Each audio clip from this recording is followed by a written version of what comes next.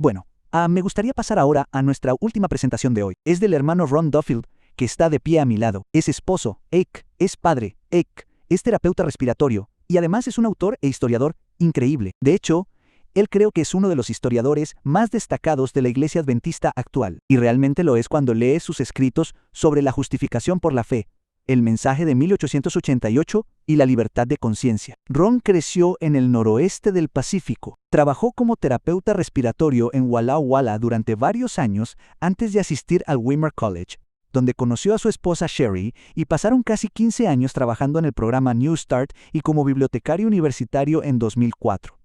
Ron, Sherry y sus 3 hijas se mudaron a Dixie, Washington, donde Ron trabaja actualmente en el hospital local. Es autor de 2 libros, The Return of the Latter Rain y Wounded in the House of His Friends. Si no los has leído, te los recomiendo encarecidamente. Son un análisis magnífico de lo que le sucedió a Cristo, de su naturaleza y del regreso del reino postrero. Además, imparte seminarios en todo el país sobre la historia adventista, la libertad de conciencia y la justificación por la fe. Por eso, es un gran privilegio y un honor presentarles al hermano Ron Duffield. Sé que sus presentaciones les serán tan útiles como a muchos de nosotros nos han sido útiles en el pasado, gracias a sus charlas y a sus libros. Así que, hermanos Duffield, les cedo la palabra.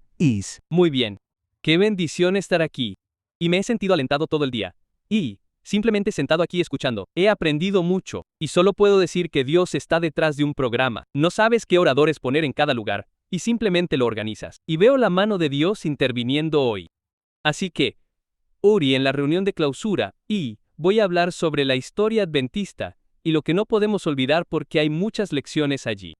Diré desde el principio, en la diapositiva final, que tengo mi sitio web, donde pueden descargar todo este PowerPoint. Si por alguna razón no logras captar una declaración o algo similar, puedes descargarla, junto con algunos otros artículos que publicaré allí. Así que, Uri, al comenzar, ahora pidamos a Dios que esté aquí al terminar esta hora. Padre, te agradecemos la oportunidad de hablar sobre la libertad de conciencia y de hablar sobre cómo has liderado este gran movimiento adventista a lo largo de todos estos años. Y Señor, te agradecemos por tu amor por nosotros, a las personas débiles que somos. Oro, Señor, aniriente, para que toques nuestros corazones, que nos fortalezcas y animes y nos ayudes a ver que lo que está sucediendo hoy no es más que una repetición del pasado, y que aprendamos del pasado.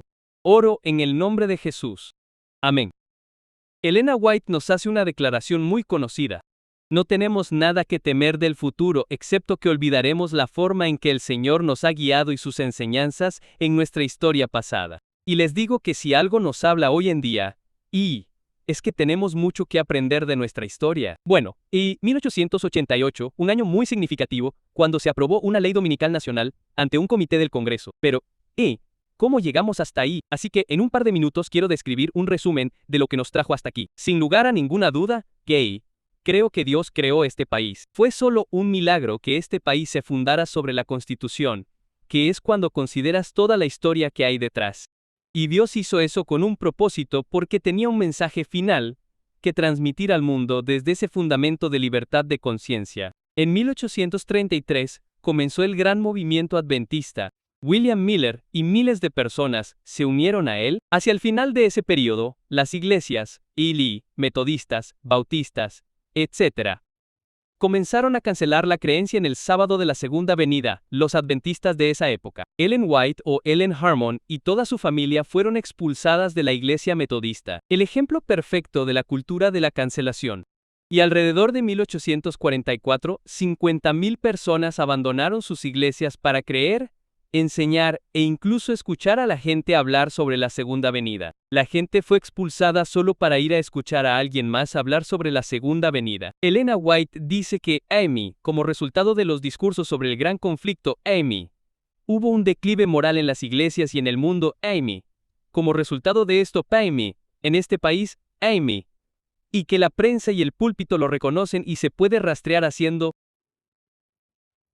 búsquedas en Google, se pueden encontrar artículos sobre el declive moral de 2 décadas de este declive moral que Uriah Smith en su libro La maravilla de las naciones incluso lo describe como un declive moral al estilo de la Revolución Francesa, con el socialismo Chin, el comunismo y el espiritismo en auge. Incluso estamos hablando de 1850-1860 en Estados Unidos. Y en 1863, el mismo año en que se formó la Iglesia Adventista del Séptimo Día, Mentahoru Koto, la Asociación Nacional de Reforma formó 11 denominaciones, NERO, 200 personas, CRIS. El movimiento de base dijo: tenemos que arreglar esta condición liberal en nuestro país. ¿Te suena familiar? ¿Y cómo vamos a arreglarlo? No tenían razón en gran parte de lo que veían que iba mal. Lo que no admitieron es que eran responsables de esa decadencia moral por rechazar el mensaje que Dios había enviado en 1844. Y acudieron al César para arreglar el problema. Durante 16 años, la NRA intentó, esa era la derecha religiosa de esa época, intentaron presentar una ley nacional. No funcionó. En 1879 dijeron: vamos estado por estado. En cuestión de meses, los estados votaban por una ley dominical, o resucitaban las leyes azules de la época colonial.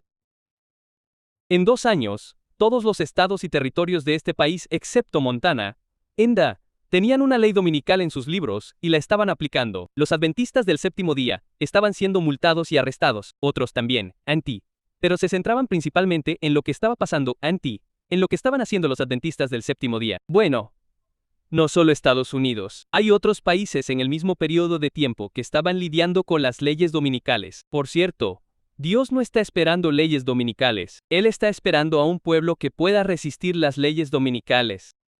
Cristo no regresó debido a nuestra propia insubordinación.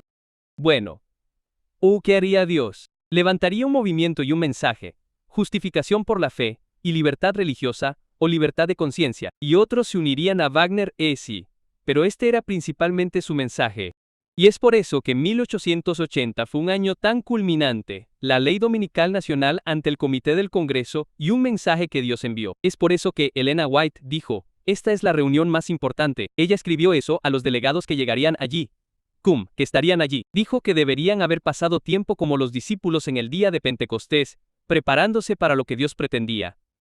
Y eso fue un derramamiento del Espíritu Santo de la lluvia tardía en esa misma reunión. Pero hubo una resistencia, y he hablado mucho sobre eso con respecto a la justificación por la fe. Pero, ¿qué te sabéis que hubo un mensaje de libertad de conciencia que también se presentó allí en Minneapolis, en el libro de Jones Kitty, Gobierno Civil y Religión? Hace poco que la Biblioteca Adventista Pioneer lo reimprimió. Cuando leéis el prefacio, esto es lo que dice Jones. Esta pequeña obra, de 168 páginas, es el resultado de varias conferencias sobre la relación entre la religión y el poder civil pronunciadas en Minneapolis, Utah, Minnesota, en octubre de 1888. Así que si queréis saber lo que se dijo en realidad, podéis leerlo en este libro.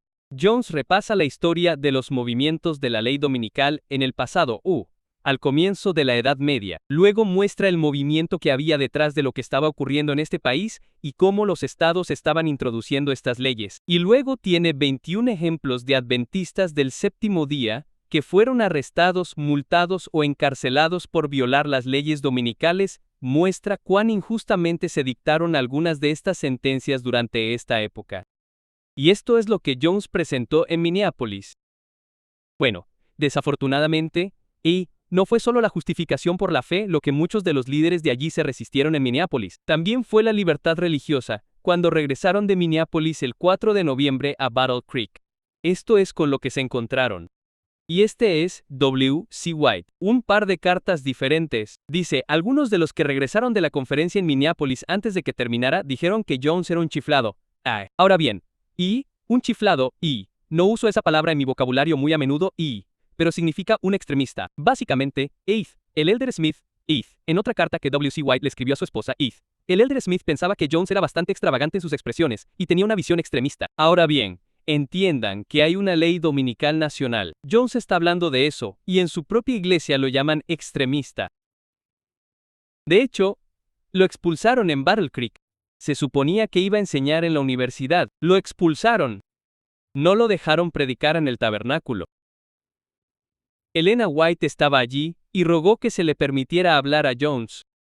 Si ella no hubiera estado allí, a Gentry nunca se le habría permitido. Y finalmente, después de 2 semanas, se le permitió. Pero durante la última confrontación que Elena White tuvo con los ancianos de la iglesia, ella preguntó por qué no lo habían invitado y ellos dijeron: bueno, el anciano principal dijo que Jones es un extremista, y no creemos que debamos traerlo. Esta fue su respuesta.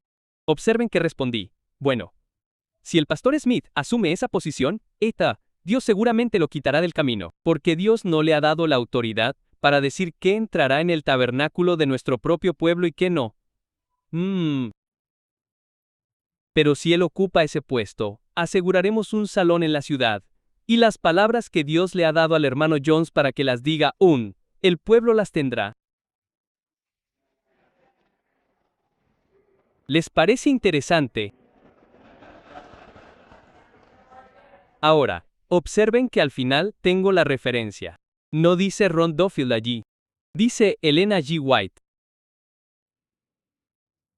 Es su autoridad, esto se basa en su autoridad de que esto es lo que se haría si el mensaje que Dios estaba dando no estuviera permitido en la misma iglesia a la que Dios lo envió. Así que a Jones finalmente se le permitió dar 3 presentaciones. El tabernáculo tenía capacidad para entre 35 y 4,000 personas, y estaba abarrotado no solo de adventistas sino también de gente de la comunidad. El periódico local publicó su sermón WEC, no en la revista EC, sino en el periódico local.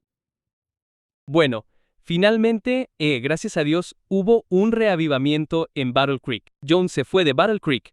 Ace fue y defendió o se presentó ante el comité del Congreso y Dios lo usó para derrotar ese proyecto de ley Ace, el proyecto de ley Blair. Sin embargo, todo esto es un trasfondo de lo que vamos a hablar. En julio de 1889, se votó la creación de un comité de prensa en diciembre aproximadamente cuando comenzó el reavivamiento. El comité de prensa era solo un grupo de libertad religiosa, y comenzaron a organizarse. En julio de 1889, se formó la Asociación Nacional de Libertad Religiosa, cuyo acrónimo a veces se confunde con la Asociación Nacional de Reforma PR, pero esto fue en respuesta principalmente al movimiento de la derecha religiosa de esa época.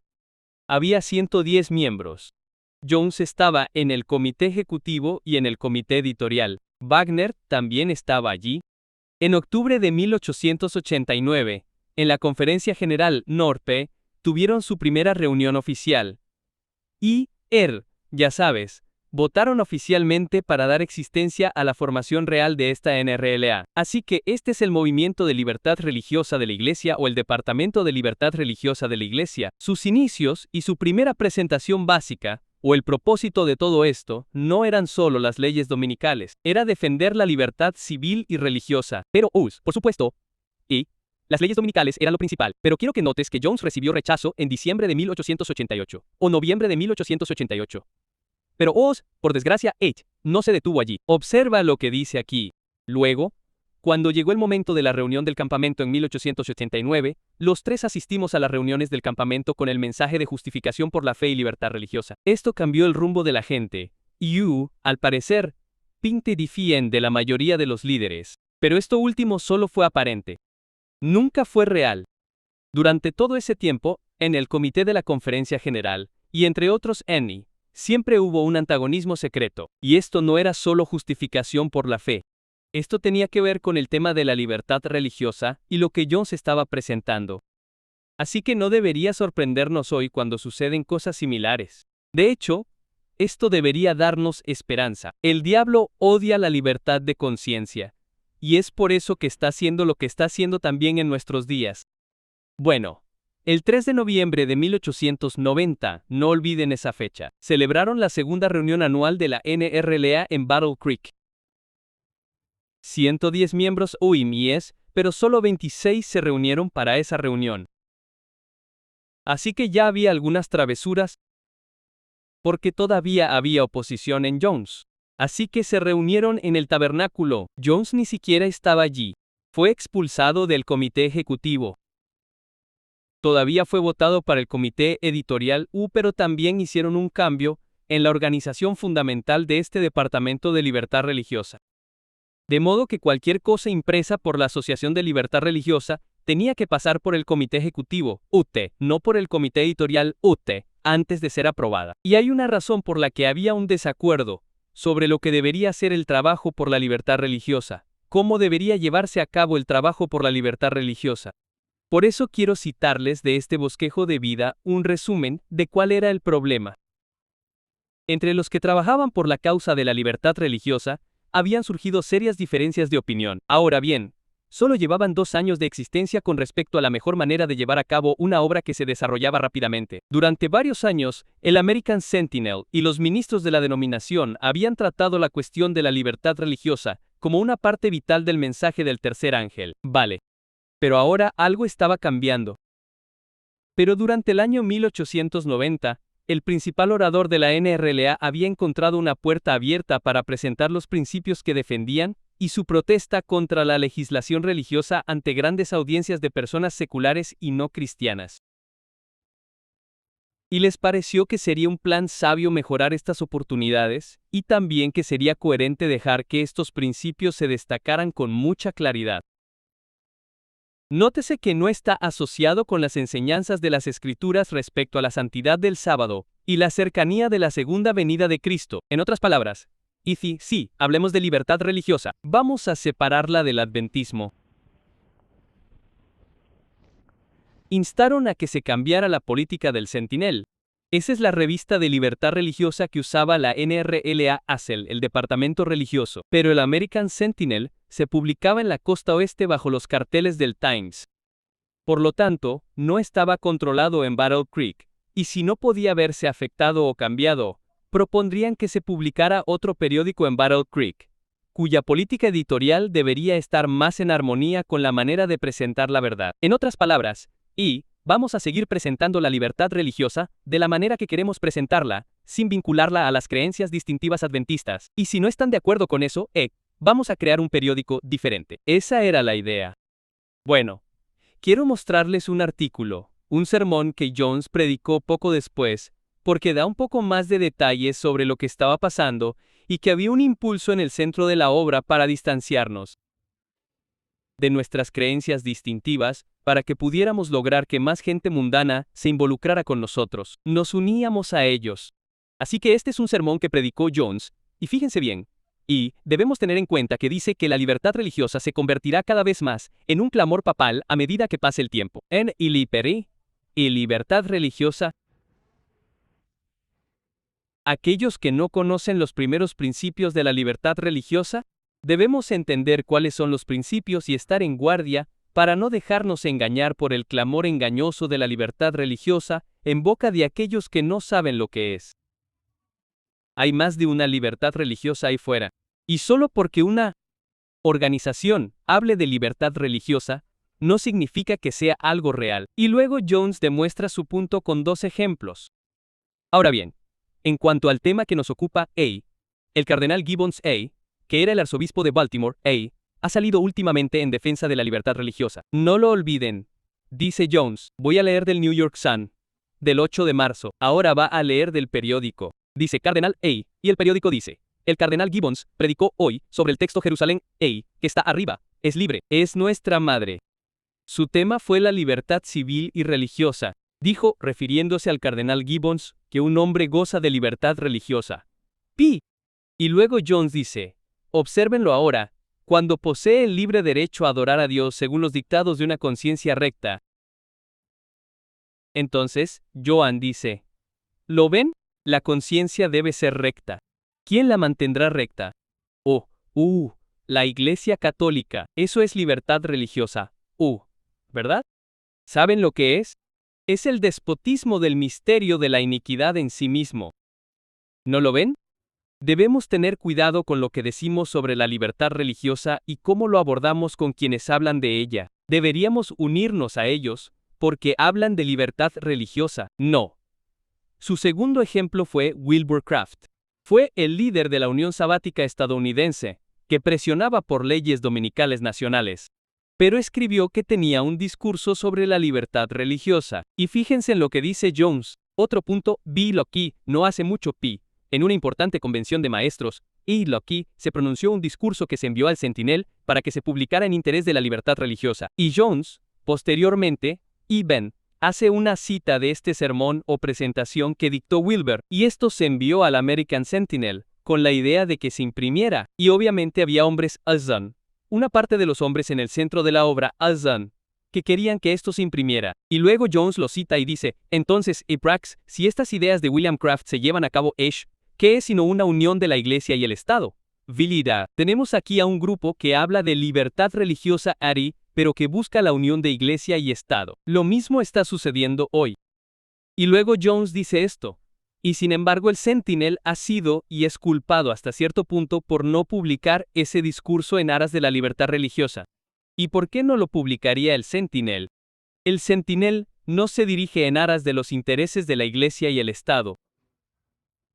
Por eso en Drehi, en cambio, Hilei, pueden ver por estas cosas que hay mucho más en la cuestión de la libertad religiosa, que simplemente hablar de libertad religiosa. Y hay mucho más en ellos, Sal, hermanos, que fuera del mensaje del tercer ángel, no hay libertad religiosa en este mundo en este momento. El mensaje que los adventistas del séptimo día han recibido para dar al mundo está en el contexto del mensaje que Dios nos dio en el libro de Apocalipsis, el mensaje del tercer ángel, y sacándolo de ese contexto, no tenemos ningún mensaje. Nos estamos uniendo al mundo que está marchando por un orden mundial, con el mensaje de la libertad religiosa. ¿Recuerdan la fecha en que se celebró la reunión en Battle Creek? Bueno, en la costa este, Elena White había ido de octubre a diciembre con su hijo, su secretaria Ann Robinson y otros. Estaban haciendo una serie de evangelización en la costa este, ya sabes, en diferentes iglesias de Salamanca, Nueva York, a finales de octubre, el 31 de octubre, tuvieron una tormenta de nieve centenaria, el 31 de octubre, quedaron sepultados por la nieve. Y Elena White, al salir del lugar de reunión, se bajó de la acera y pisó lo que ella creía que era la carretera, y se hundió profundamente en la nieve fangosa, con las botas llenas de agua helada. Cuando regresó a su hotel, estaba helada hasta los huesos. Se contagió de algo que parecía un resfriado viral grave o algo así. Estaba tan afectada por esta enfermedad que casi se quedó sorda, no podía oírse hablar. Estaban tratando de decidir si debía regresar a Battle Creek y curarse, o si debía quedarse allí. Así que la noche del 3 de noviembre, la misma noche en que celebraron esta reunión en Battle Creek, Empway Leticia, el Departamento de Libertad Religiosa, regresó para decidir si podía ir a Battle Creek o quedarse. Y esto es lo que pasó.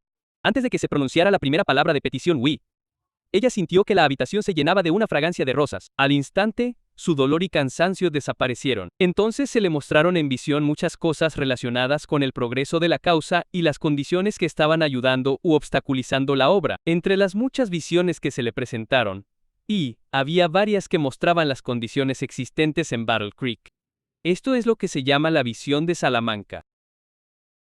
Así que lo que se le había mostrado esa noche durante el resto de mi tiempo aquí, les mostraré de las probablemente casi 200 páginas de material que se le mostró a Elena de White esa noche del 3 de noviembre en Battle Creek.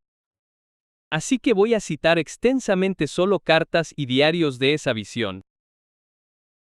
Bueno, a la mañana siguiente, cuando su hijo y Robinson fueron a ver si iba a Battle Creek o se quedaba la encontraron completamente vestida y lista para irse.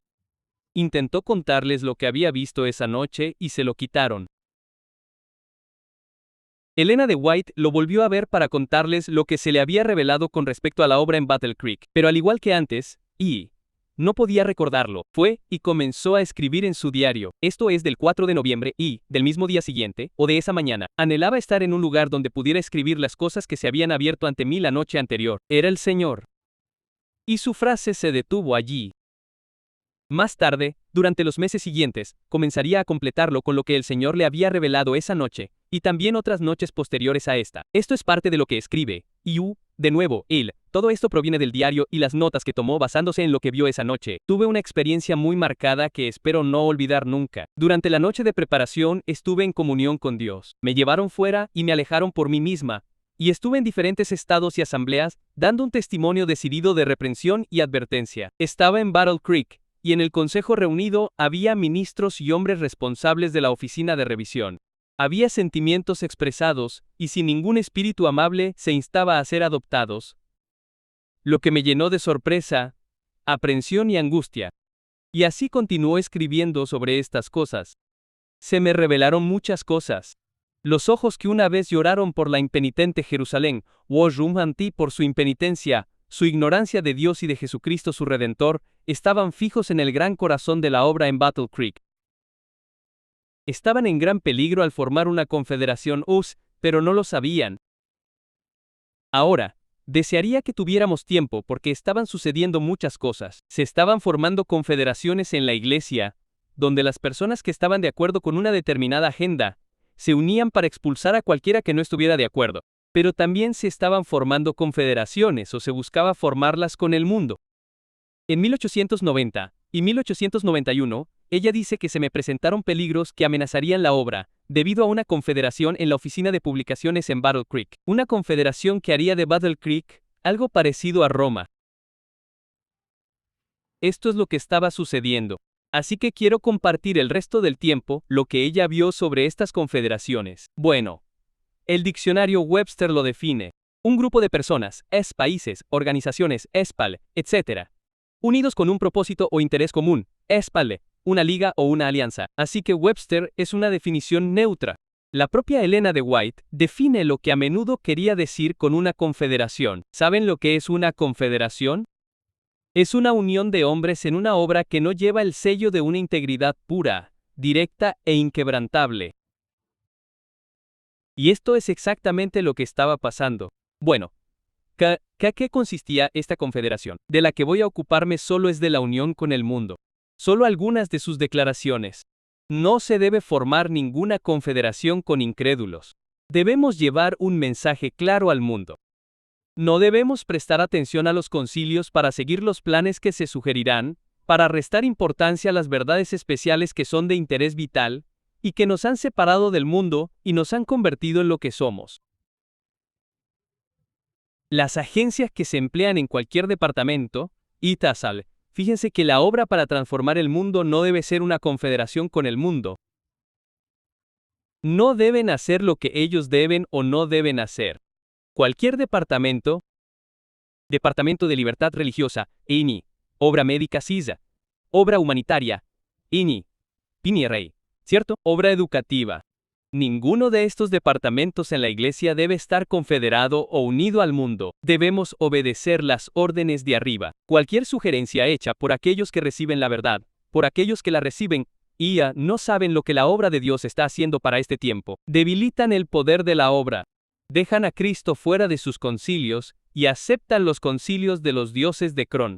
Entonces, aunque ahora mismo estoy tratando específicamente con la obra de la libertad religiosa, que fue el enfoque principal de gran parte de lo que Elena White escribió página tras página, hace 2 semanas me encontré con una cita con respecto a una confederación que tiene que ver con la ayuda humanitaria.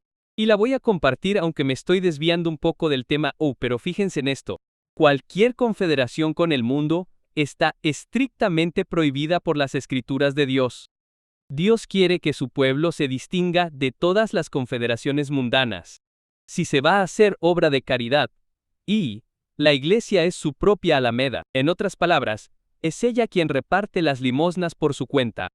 No necesitamos unirnos a sociedades de carácter mundano para visitar a los enfermos, vestir a los desnudos o ayudar a los necesitados. Esta obra la podemos hacer a través de las agencias designadas por Dios y en el nombre de Jesucristo. No en el nombre de las Naciones Unidas, en el nombre de Jesucristo. Bien. Volvamos a la obra de la libertad religiosa.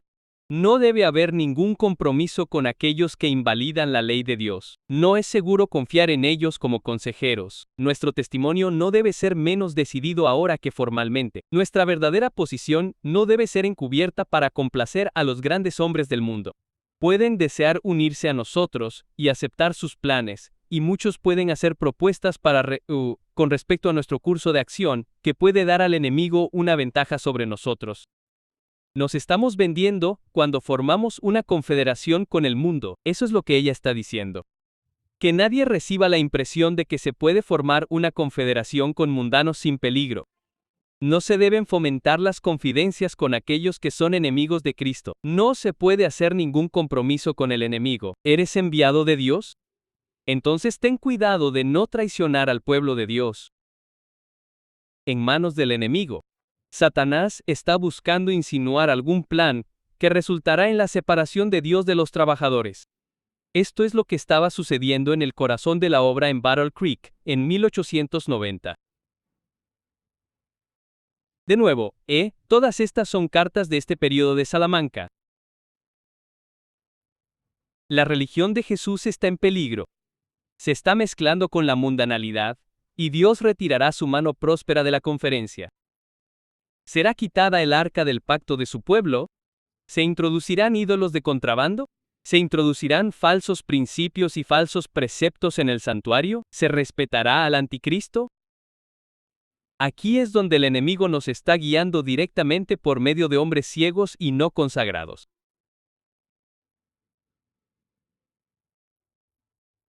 Estas cosas han llegado tan lejos como deberían, sin que nadie proteste contra ellas con palabras claras.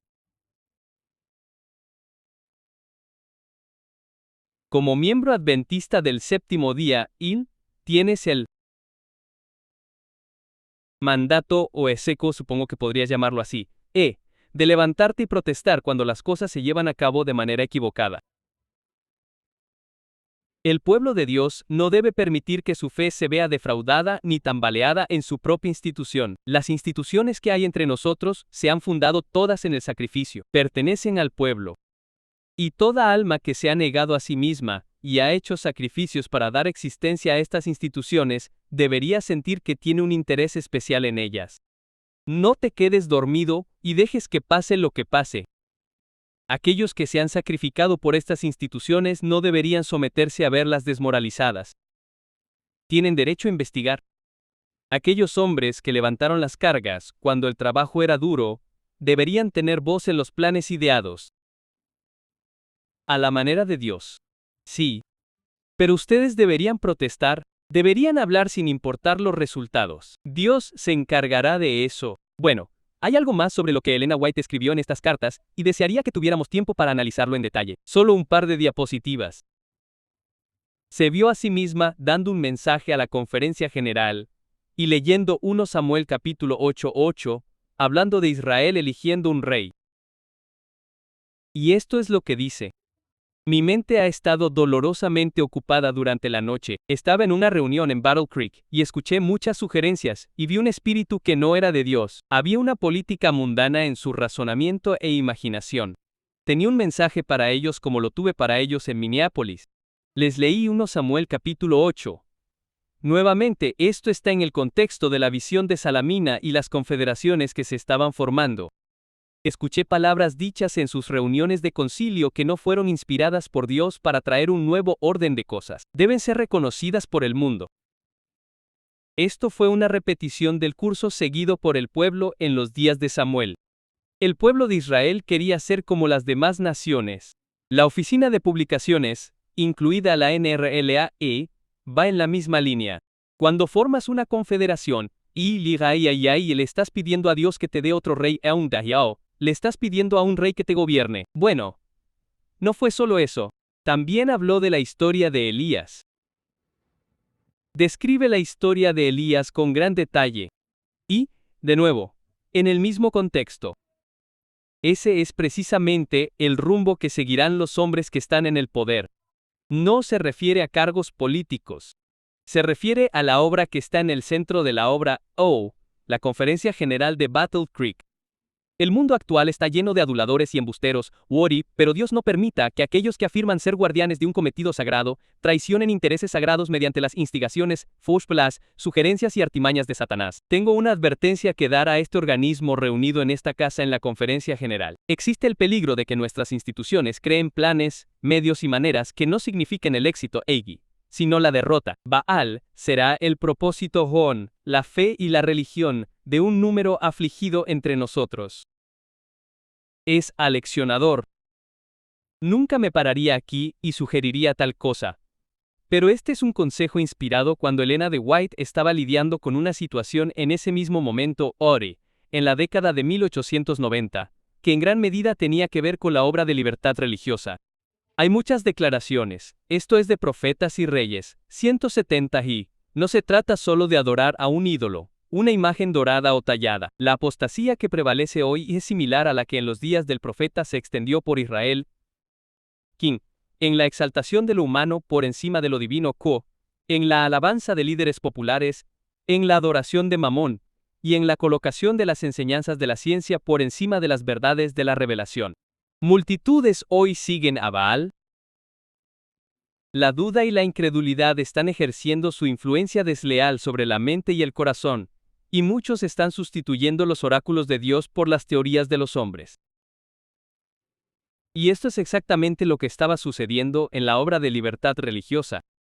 Estaban sustituyendo los oráculos de Dios, en la dirección de Dios, su mensaje, queriendo separarlo de nuestras peculiares enseñanzas de las Escrituras, e invitar a los no adventistas e incluso a los no cristianos a unirse a nosotros en libertad religiosa, si podíamos moderar lo suficiente nuestro mensaje. Bueno, en ese mismo momento, en 1891, en el contexto de esto, Easy, lo que ella vio en Salamanca es cuando describe por primera vez que la Conferencia General ya no hablaba por Dios.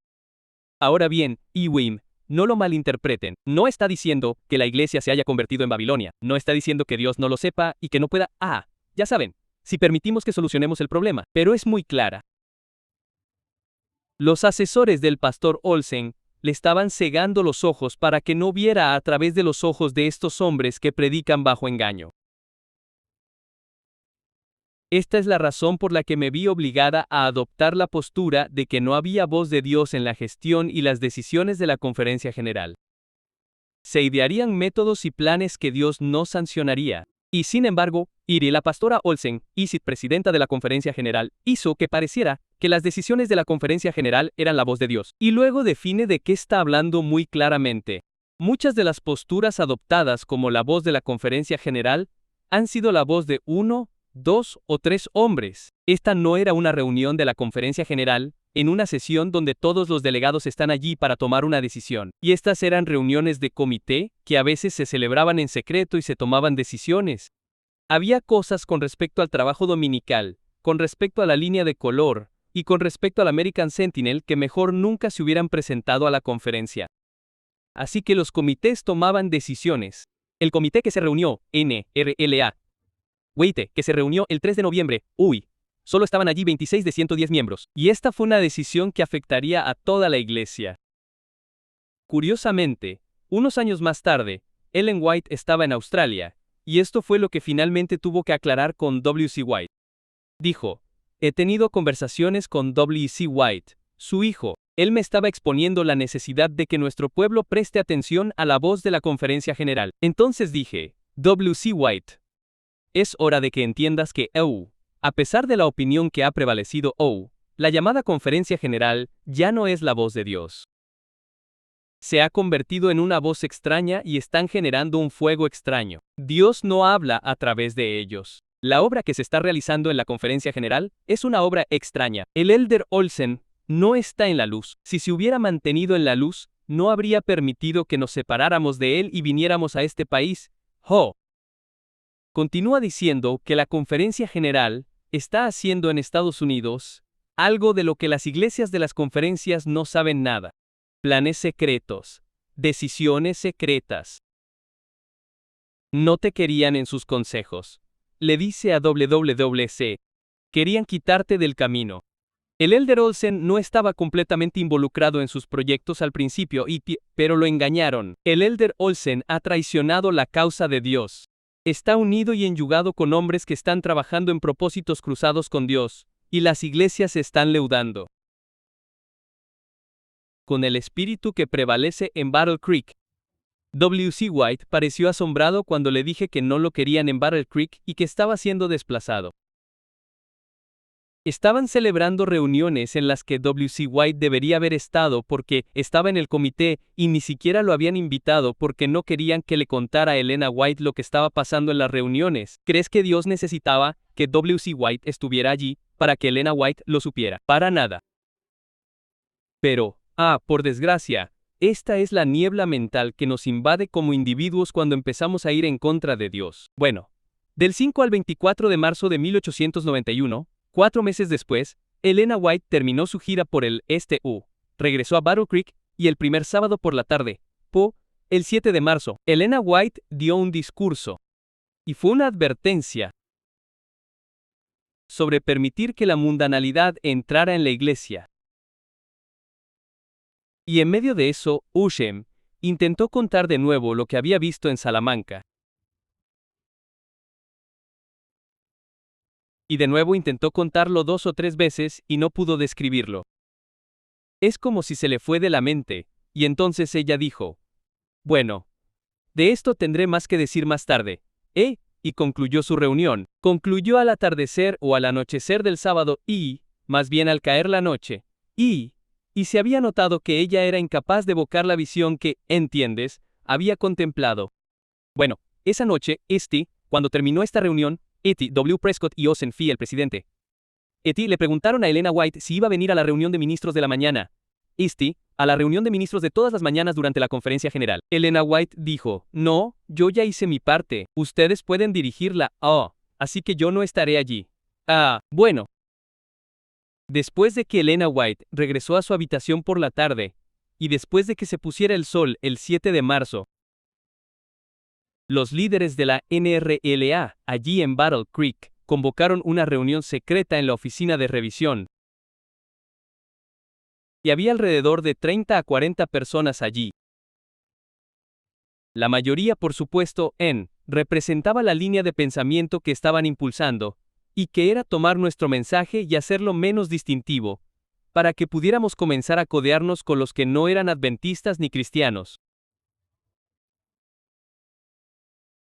Alguien se acercó y cerró la puerta con llave y dijo que no nos iríamos hasta que votemos sobre este tema, y el problema era, ¿qué vamos a hacer con American Sentinel? A menos que cambie su política y siga imprimiendo artículos en Sábado, Ligia, etc., Pili, ya no vamos a usarla como nuestra revista. Así que fue una discusión bastante acalorada, ya sabes. Y Jones estaba allí con quizás un par de personas más. En un momento dado, F. Ballinger se levantó, señaló el artículo de primera plana del American Sentinel del 5 de marzo sobre el sábado y dijo: esto es el tipo de artículo que debería sacarse del American Sentinel. Por supuesto, Jones dice: de ninguna manera. No va a pasar mientras yo esté al mando. Y finalmente, alrededor de las 3, un poco antes de las 3, temprano en la mañana del domingo, se realizó una votación. La mayoría votó para abandonar el Sentinel y comenzar otro periódico como órgano religioso o revista de la Asociación de Libertad Religiosa. La puerta se abrió y los hombres se fueron a sus habitaciones a dormir, teniendo solo unas pocas horas antes de las 5:30.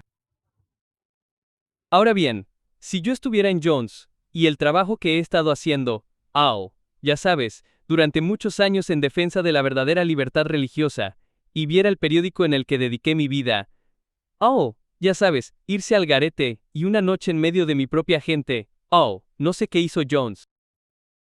¿Estaba él? Quiero decir, no puedo imaginar que estuviera desanimado. No creo que durmiera. Me encontré con una carta hace solo un par de meses, de Elena White, de 1904, en algún lugar. Decía que hablaba de esta situación. Dijo: los hermanos de Battle Creek oraron para que yo fuera, para que me presentara. Bueno, Elena White sí se presentó. ¿Quieres saber a qué hora la despertó Dios esa mañana? A las 3 de la mañana del domingo, un ángel fue comisionado para despertar a Elena White. Era hora de que compartiera lo que se le había mostrado en Salamanca. Y desde ese momento, al levantarse de la cama, Elena White recogió sus diarios, en los que había dejado constancia de lo que se le había mostrado. Así que se levantó a las 3 y comenzó a escribir. Recogió papeles y de nuevo. WC en Robinson pasó por su habitación. Sabían que no vendría a la reunión de la mañana, y que tenía las luces encendidas. Así que W.C. White subió a su habitación, la encontró completamente vestida, con los brazos llenos de manuscritos, y se enteró de que iba a ir a la reunión. Así que entró a la reunión, justo cuando se había terminado de orar. Cuando se acababa de ofrecer la oración de apertura de la reunión del ministro, Elena White entró con un paquete de manuscritos bajo el brazo con evidente sorpresa. El pastor Olsen dijo: nos alegra ver usted, hermana White. ¿El mensaje para nosotros esta mañana? Sí, lo tengo. Fue su respuesta, y ella dio un paso al frente, y para la siguiente reunión, que se suponía que duraría una hora, duró hasta el mediodía. Pasaron a la mañana, se perdieron el desayuno.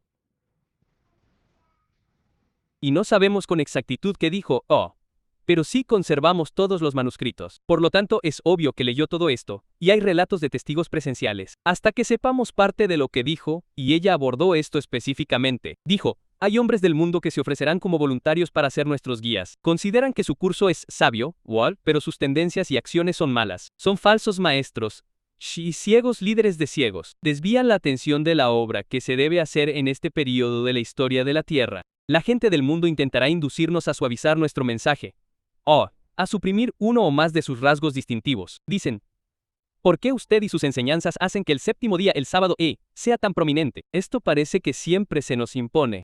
Estaríamos de acuerdo con usted si no hablara tanto sobre este punto. Mantenga el séptimo día, el sábado, fuera del alcance del centinela, y le daremos nuestra influencia y apoyo. Y ha habido una disposición por parte de algunos de nuestros obreros a adoptar esta política.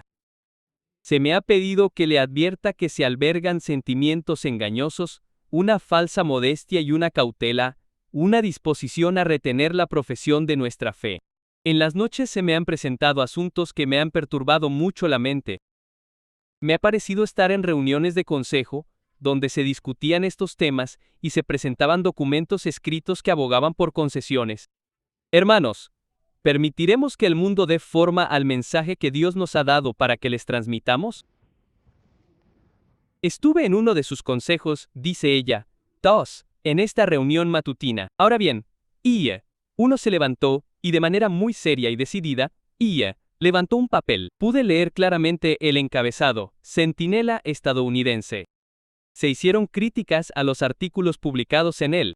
Se declaró que eso debe ser eliminado y cambiado. Se pronunciaron palabras fuertes, y prevaleció un fuerte espíritu no cristiano. La luz que el Señor ha dado debe ser respetada por su propia seguridad y también por la seguridad de la Iglesia de Dios.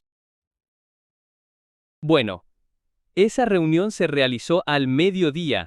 Después de que Elena White terminó su lectura y discurso, se sentó y la sala se vio envuelta en silencio. Muchos que no habían estado en la reunión la noche anterior se sentaron desconcertados, incluido el pastor Olsen. Estaba profundamente perplejo, ya que no sabía nada de la reunión de la noche anterior. Estaba tan sorprendido, y las cosas que Elena White presentó le parecieron tan irrazonables, que estaba bastante agitado en su mente en cuanto a lo que significaban. Y pueden imaginarse que este sería el caso si ella estuviera hablando de la adoración a Baal, y de elegir un rey en lugar del liderazgo de Dios. Finalmente, el silencio fue roto por la voz llorosa de A.F. Ballinger. Levantó el número actual del American Sentinel. Ballinger señaló el artículo de la primera plana y dijo: estuve en la reunión anoche, y soy el hombre que hizo los comentarios sobre el periódico, los artículos en el periódico. Este es el artículo sobre el sábado al que se refirió la hermana Whitefield, y soy el hombre que hizo artículos tan fuertes a mí, que dijo que esos artículos fuertes no deberían aparecer en el Sentinel. Ballinger confesó su error y dijo: lamento decir que estaba en el lado equivocado pero aprovecho esta oportunidad para ponerme en el lado correcto. Y eso fue genuino. A.F. Ballinger se convirtió ya sabes, hasta años más tarde, cuando y después del cambio de siglo pero defendió la libertad y defendió a Jones. Hubo otros allí que hicieron una disculpa que no era real. Ni siquiera duró apenas un día antes de que volvieran a hacerlo. Por desgracia. Bueno, Ellen White, que estaba sentada allí, que por primera vez vio el número actual del Sentinel, el mismo que había visto en su sueño 4 meses antes, dijo con una mirada de perplejidad en su rostro. Se volvió hacia los hermanos, el hermano Ballinger, y exclamó con asombro: anoche. La reunión fue anoche.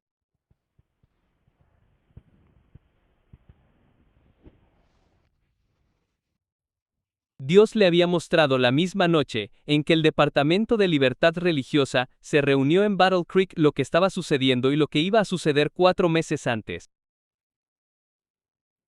Fue la demostración más grande, en primer lugar, de que Dios estaba defendiendo la obra de Jones y otros en libertad religiosa, y también fue la declaración más grande de que Dios seguía hablando a través de Elena White. Y lo presenté durante años. Y sigue siendo muy cierto. Última diapositiva.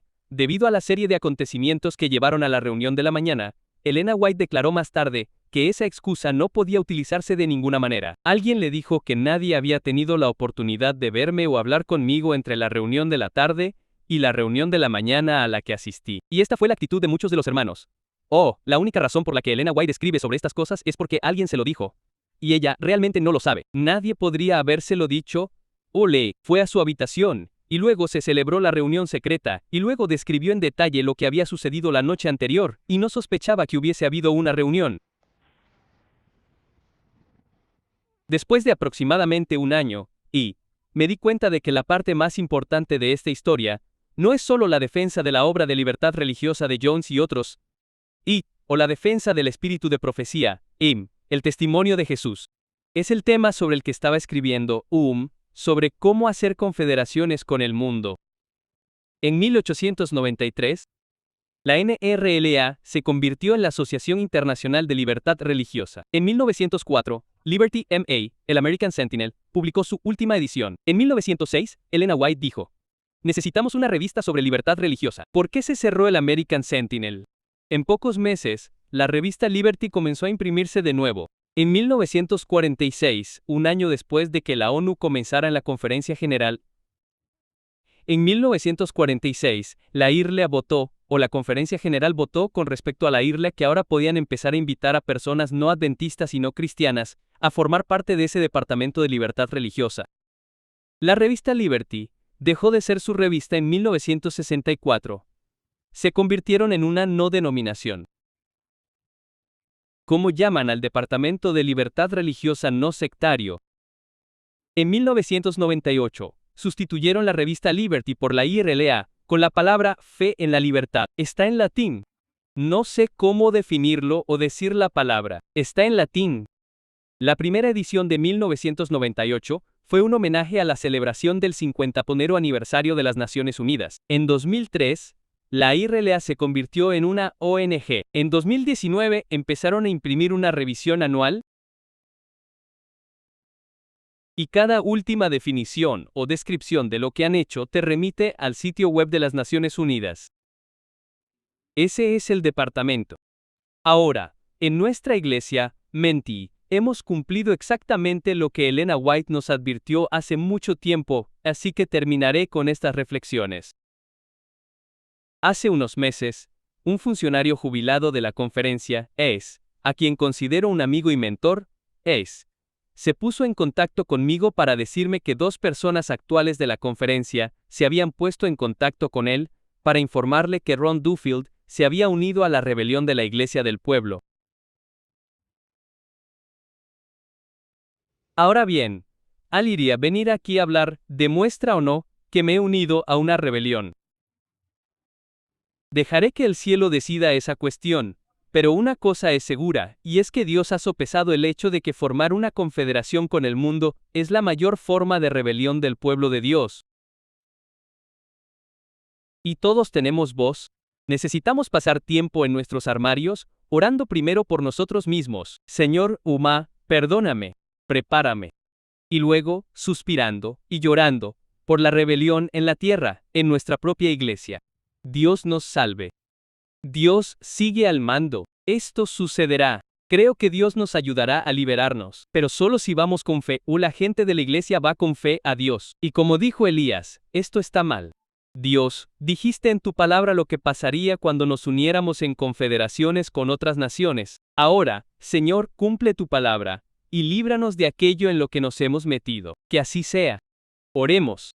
Padre, te damos gracias por esta maravillosa conferencia sobre libertad religiosa. Solo pedimos Señor, que tomemos en serio todas estas cosas que nos has enseñado hoy.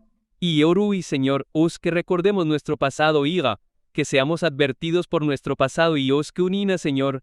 Perdónanos como individuos y perdónanos como iglesia por herirte de nuevo. Y Señor, Señor, por favor, y libéranos de todos estos apegos mundanos, para que cuando estos acontecimientos que están sucediendo mientras hablamos en este mundo o en este país, cuando lleguen a su plenitud no estemos tan atados al mundo que muchos de nuestros miembros ni siquiera sepan qué camino tomar. Señor, por favor, sálvanos de esto. Oramos en el nombre de Jesús. Amén. Amén.